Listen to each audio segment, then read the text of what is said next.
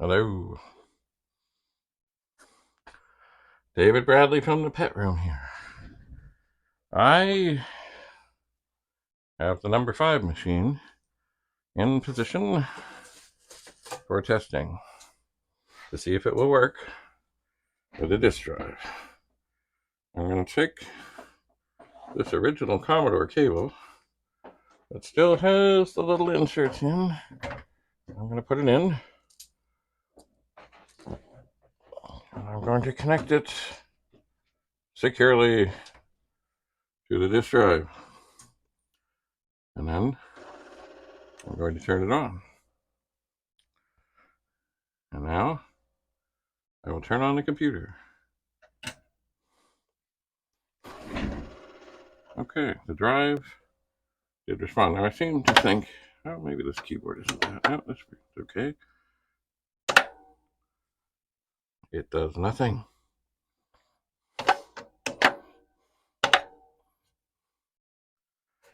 Okay, so maybe last time, oops, yeah, the keyboard. I can't do the whole open 15 whatever thing. Now I know it's device 8 because it's been working.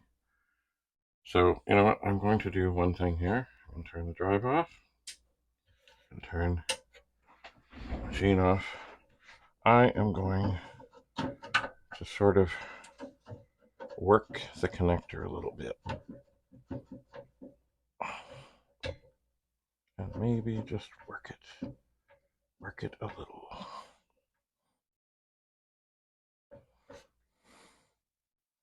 Turn the drive on,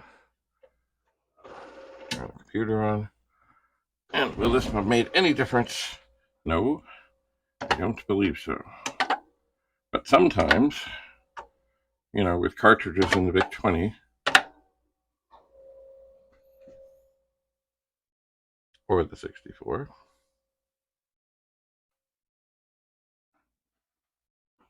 sometimes,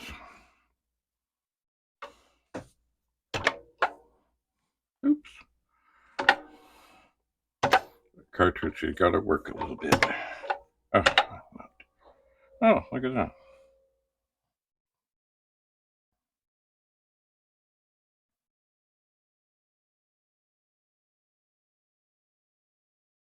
Okay, what I did on that, I just tweaked it a bit, and actually I left it just the slightest little bit, not right all the way in.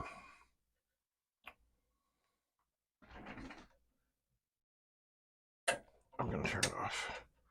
I'm going to tweak it a little bit more and make sure that it is good and tight. So this would be an indication that that port needs cleaning.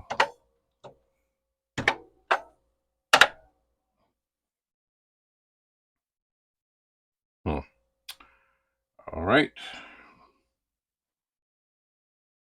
Interesting. All right, drive off, computer off. Inside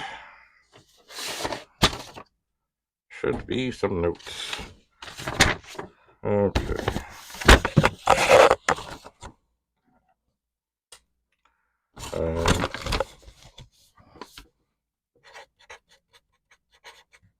Clean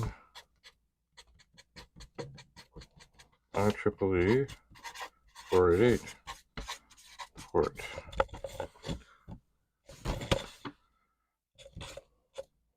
Did not work. But after a bit of massaging the 40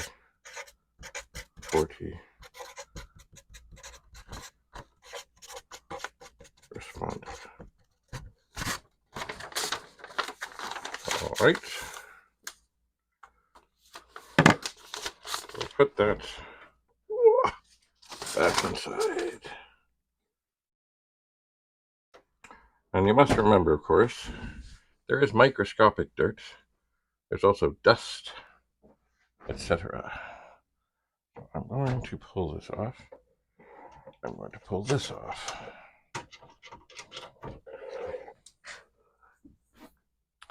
I'm going to put this cable back over here. I'm going to say, how about that? Now, of course, now I'm curious about the 4032. But I already said it may need a little cleaning on the connector, or it may be screwed. It may need a chip replacement. It might. And I suppose now I will try to get the Rusty Pet up here. And why do I call it the Rusty Pet? Well, it's got a metal case, and there's some rust. It also, I believe, is an original unupdated machine, and I'm not sure at all if they even work with the disk drives. That may have been why things needed to be upgraded in the first place. We will see. Anyway, never discount the possibility that just shuffling around the the corrosion a little bit might not help. Anyway, I need to do more of that. And once again, also, I may get that pencil and go at the connectors.